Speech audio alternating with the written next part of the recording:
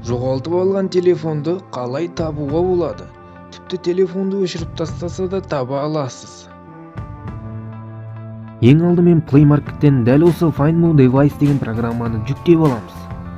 Скачать етіп алған соң бізге осылай шығады. Ең алдымен сіз жоғалған телефоныңызда бар аккаунтты енгізесіздер, және де продолжить как дегенді басамыз. Ескерте кететін жағдай, міндетті түрде сол телефонда бар аккаунтты білуіңіз керек, және де оның паролін білуіңіз керек, олсыз болмайды. Аккаунтты енгізген соң бізге осылай шығады. Бұл жерден сіздің өзіңіздің смартфоныңызды таңдап аласыздар.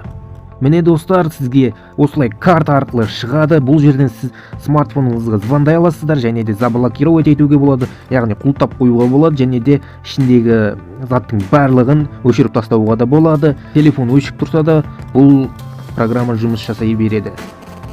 Және де мына шетінде картаның суреті тұр, көріп тұрған болсаңыздар, осыны бассаңыздар, сіздер картаға салып навигация арқылы телефон